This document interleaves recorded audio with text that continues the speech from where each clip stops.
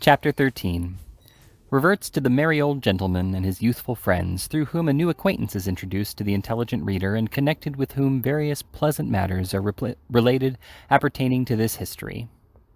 When the Dodger and his accomplished friend Master Bates joined in the hue and cry which was raised at Oliver's heels, in consequence of their executing an illegal conveyance of Mr. Brownlow's personal property, as hath been already described with great perspicuity in a foregoing chapter, they were actuated, as we therein took occasion to observe, by a very laudable and becoming regard for themselves, and forasmuch as the freedom of the subject and the liberty of the individual are among the first and proudest boasts of a true-hearted Englishman, so I need hardly beg the reader to observe that this action must tend to exalt them in the opinion of all public and patriotic men, in almost as great a degree as this strong proof of their anxiety for their own preservation and safety goes to corroborate and confirm the little code of laws which certain profound and sound-judging philosophers have laid down as the mainsprings of all Madam Nature's deeds and actions, the said philosophers very wisely reducing the good lady's proceedings to matters of maxim and theory, and by a very neat and pretty compliment to her exalted wisdom and understanding, putting entirely out of sight any considerations of heart or generous impulse and feeling, as matters totally beneath the female who is acknowledged by universal admission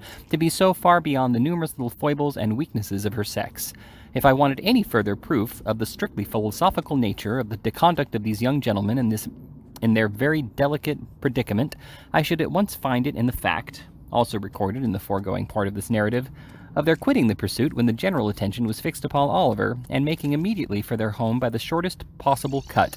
For although I do not mean to assert that it is the practice of renowned and learned sages at all to shorten the road to any great conclusion, their course indeed being rather to lengthen the distance by various circumlocutions and discursive staggerings, like those in which drunken men, under the pressure of a too mighty flow of ideas, are prone to indulge, still I do mean to say, and do say distinctly, that it is the invariable practice of all mighty philosophers in carrying out their theories to evince great wisdom and foresight in providing against every possible contingency which can be supposed at all likely to affect themselves. Thus, to do a great right, you may do a little wrong, and you may take any means which the end to be justified which the end to be attained will justify, the amount of the right or the amount of the wrong, or indeed the distinction between the two, being left entirely to the philosopher concerned, to be settled and determined by his clear, comprehensive, and impartial view of his own particular case. It was not until the two boys had scoured with great rapidity through a most intricate maze of narrow streets and courts that they ventured to halt by common consent beneath a low and dark archway. Having remained silent here just long enough to recover breath to speak, Master Bates uttered an exclamation of amusement and delight, and, bursting into an uncontrollable fit of laughter, flung himself upon a doorstep and rolled thereon in a transport of mirth. "What's the matter?" inquired the Dodger. roared Charlie Bates. "Hold your noise," remonstrated the Dodger, looking cautiously round. "Do you want to be grabbed, stupid?" "I can't help it," said Charlie. "I can't help it. To see him splitting away at that pace, and cutting round the corners, and knocking up against the posts, and starting on again as if he was made of iron as well as them. And me, with the wipe in my pocket, singing out after him. Oh, my eye!" The vivid imagination of Master Bates presented the scene before him in too strong colors. As he arrived at his apostrophe, he again rolled upon the doorstep and laughed louder than before. "What'll Fagin say?" inquired the Dodger, taking advantage of the next interval of breathlessness on the part of his friend to propound the question. "What?" repeated Charlie Bates. "Ah, what?" said the Dodger. "Why, what should he say?" inquired Charlie, stopping rather suddenly in his merriment, for the Dodger's manner was impressive. "What should he say?" Mr. Dawkins whistled for a couple of minutes, and then, taking off his hat, scratched his head and nodded thrice. "What do you mean?" said Charlie. "Terrullaloo, gammon and spinach, the frog he wouldn't and high cockalorum," said the Dodger with a slight sneer on his intellectual countenance. This was explanatory, but not satisfactory. Mr. Bates felt it so, and again said, "What do you mean?" The Dodger made no reply, but putting his hat on again, and gathering the skirts of his long-tailed coat under his arms, thrust his tongue into his cheek, slapped the bridge of his nose some half-dozen times in a familiar but expressive manner, and then, turning on his heel, slunk down the court. Mr. Bates followed with a thoughtful countenance. The noise of footsteps on the creaking stairs a few minutes after the occurrence of this conversation roused the merry old gentleman as he sat over the fire with a saveloy and a small loaf in his hand, a pocket-knife in his right, and a pewter-pot on the trivet. There was a rascally smile on his white face as he turned round, and looking sharply out from under his thick red eyebrows, bent his ear towards the door and listened intently. "Why, how's this?" muttered the Jew, changing countenance. "Only two of 'em. Where's the third? They can't have got into trouble. Hark!" The footsteps approached nearer. They reached the landing, and the door was slowly opened, and the Dodger and Charlie Bates entered and closed it behind them. "Where's Oliver, you young hounds?" said the furious Jew, rising with a menacing look. "Where's the boy?" The young thieves eyed their preceptor as if they were alarmed at his violence, and looked uneasily at each other, but made no reply. "What's become of the boy?" said the Jew, seizing the Dodger tightly by the collar and threatening him with horrid imprecations. "Speak out, or I'll throttle you." Mr. Fagin looked so very much in earnest that Charlie Bates, who deemed it prudent in all cases to be on the safe side, and conceived it by no means improbable that it might be his turn to be throttled second, dropped upon his knees and raised a loud, well-sustained, and continuous roar, something between an insane bull and a speaking trumpet. "Will you speak?" thundered the Jew, shaking the Dodger so much that his keeping in the greatcoat at all seemed perfectly miraculous. "Why, the traps have got him, and that's all about it," said the Dodger sullenly. "Come, let go of me, will you?" And swinging himself at one jerk clean out of the big coat, which was left in the Jew's hands, the Dodger snapped up the toasting fork and made a pass at the merry old gentleman's waistcoat, which, if it had taken effect, would have let a little more merriment out than could have been easily replaced in a month or two. The Jew stepped back in this emergency with more agility than could have been anticipated in a man of his apparent decrepitude, and, seizing up the pot, prepared to hurl it at his assailant's head. But Charlie Bates at this moment, calling his attention by a perfectly terrific howl, he suddenly altered its destination and flung it full at that young gentleman. "Why, what the blazes is in the wind now?" growled a deep voice. "Who pitched that there at me? It's the beer and not the pot has hit me, or I'd have settled somebody. I might have knowed as nobody but an infernal rich, plundering, thundering old Jew could afford to throw away any drink but water, and not that unless he'd done the river company every quarter. What's it all about, Fagin? Dang me if my neck and catcher ain't lined with beer. Come in, you sneaking varmint. What are you stopping outside for, as if you was ashamed of your master? Come in." The man who growled out these words was a stoutly built fellow at about 45, in a black velveteen coat, very soiled drab breeches, laced-up half-boots, and gray cotton stockings, which enclosed a very bulky pair of legs with large swelling calves, the kind of legs which in such costume always look in an unfinished and incomplete state without a set of fetters to garnish them. He had a brown hat on his head and a dirty Belcher handkerchief round his neck, with the long frayed ends of which he smeared the beer from his face as he spoke, disclosing, when he had done so, a broad, heavy countenance with a beard of 3 days' growth, and two scowling eyes, one of which displayed various particolored symptoms of having been recently damaged by a blow. "Come in, d'ye hear?" growled this engaging-looking ruffian. A white, shaggy dog, with his face scratched and torn in 20 different places, skulked into the room.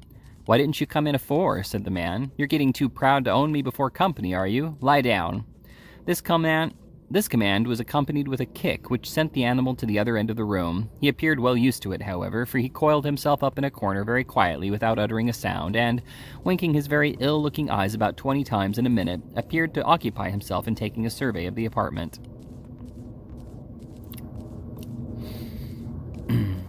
"What are you up to? Ill-treating the boys, you covetous, avaricious, insatiable fence?" said the man, seating himself deliberately. "I wonder they don't murder you. I would, if I was them.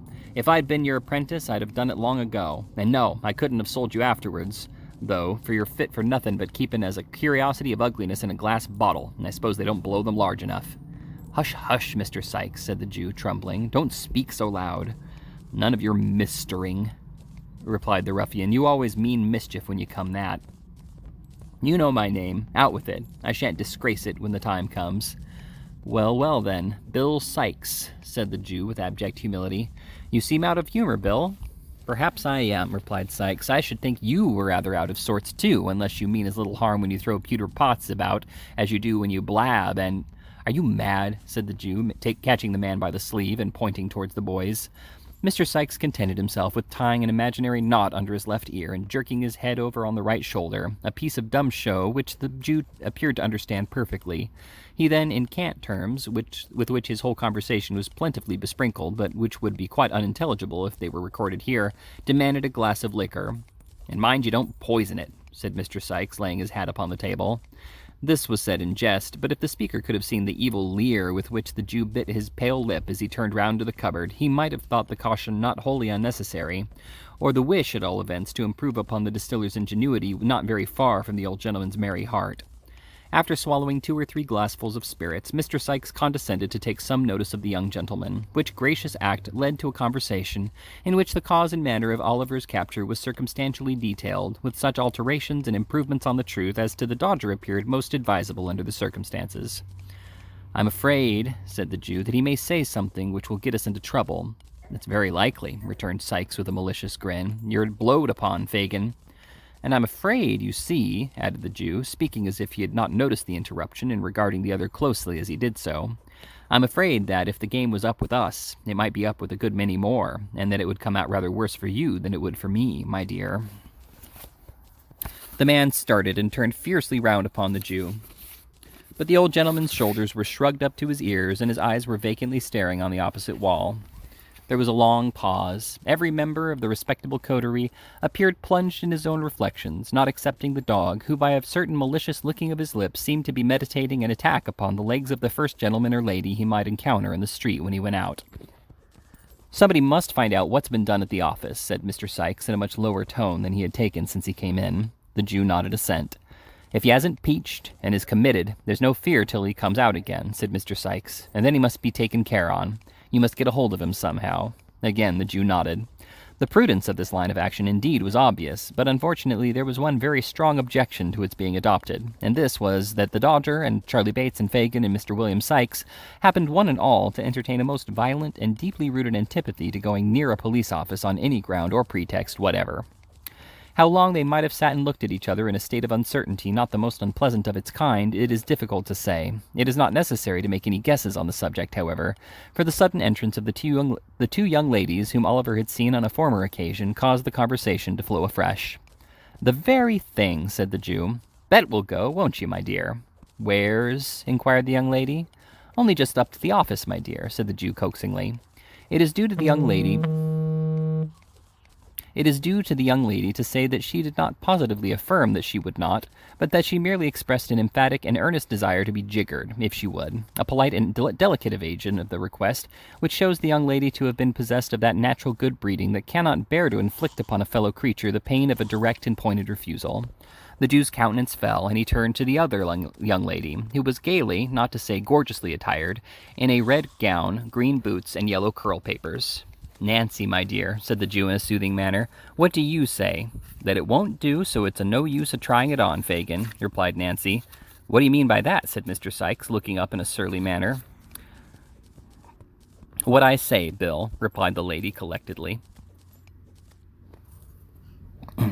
"Why, you're just the very person for it," reasoned Mr. Sikes. "Nobody about here knows anything of you." "And as I don't want 'em to, neither," replied Miss Nancy in the same composed manner.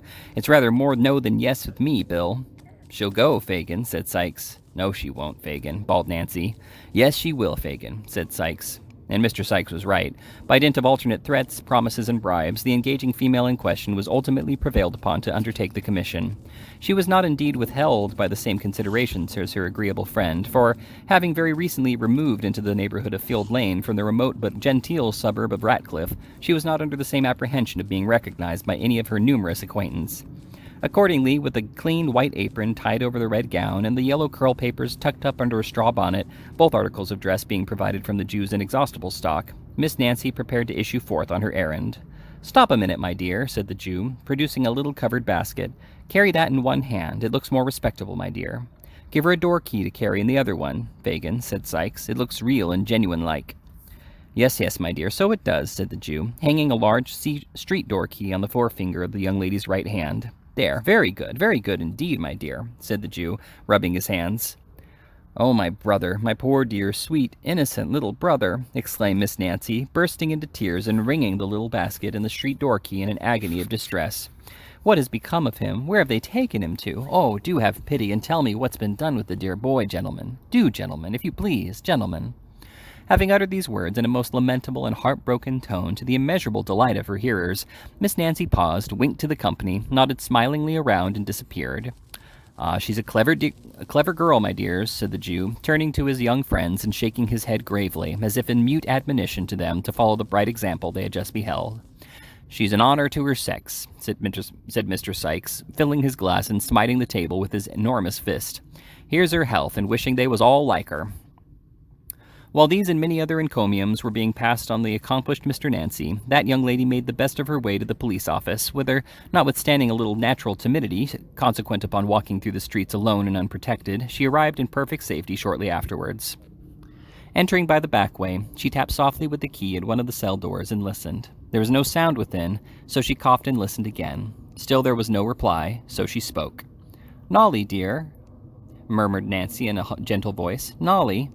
There was nobody inside but a miserable, shoeless criminal who had been taken up for playing the flute, and who, the offense against society having been clearly proved, had been very properly committed by Mr. Fang to the House of Correction for 1 month, with the appropriate and amusing remark that since he had got so much breath to spare, it would be much more wholesomely expended on the treadmill than in a musical instrument. He made no answer, being occupied in mentally bewailing the loss of a flute, which had been confiscated for the use of the county, so Miss Nancy passed on to the next cell and knocked there. "Well," cried a faint and feeble voice. "Is there a little boy here?" inquired Miss Nancy with a preliminary sob. "No," replied the voice. "God forbid." This was a vagrant of 65 who was going to prison for not playing the flute, or in other words, for begging in the streets and doing nothing for his livelihood. In the next cell was another man who was going to the same prison for hawking tin saucepans without a license, thereby doing something for his living in defiance of the stamp office. But as neither of these criminals answered to the name of Oliver or knew anything about him, Miss Nancy made straight up to the bluff officer in the striped waistcoat, and with the most piteous wailings and lamentations, rendered more piteous by a prompt and efficient use of the street door key and the little basket, demanded her own dear brother. "I haven't got him, my dear," said the old man. "Where is he?" screamed Miss Nancy in a distracted manner. "Why, the gentleman's got him," replied the officer. "What gentleman? Oh, gracious! What gentleman?" exclaimed Miss Nancy. In reply to this incoherent questioning, the old man informed the deeply affected sister that Oliver had been taken ill in the office, and discharged in consequence of a witness having proved the robbery to have been committed by another boy not in custody, and that the prosecutor had carried him away in an insensible condition to his own residence, of and concerning which all the informant knew was that it was somewhere at Pentonville, he having heard that word mentioned in the directions to the coachman. In a dreadful state of doubt and uncertainty, the agonized young woman staggered to the gate, and then, exchanging her faltering gait for a good, swift, steady run, returned by the most devious and complicated route she could think of to the domicile of the Jew. Mr. Bill Sykes no sooner heard the account of the expedition delivered than he very hastily called up the white dog, and, putting on his hat, expeditiously departed, without devoting any time to the formality of wishing the company good morning. "We must know where he is, my dears. He must be found," said the Jew, greatly excited.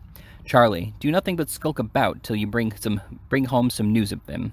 Nancy, my dear, I must have him found. I trust to you, my dear, to you and the artful for everything.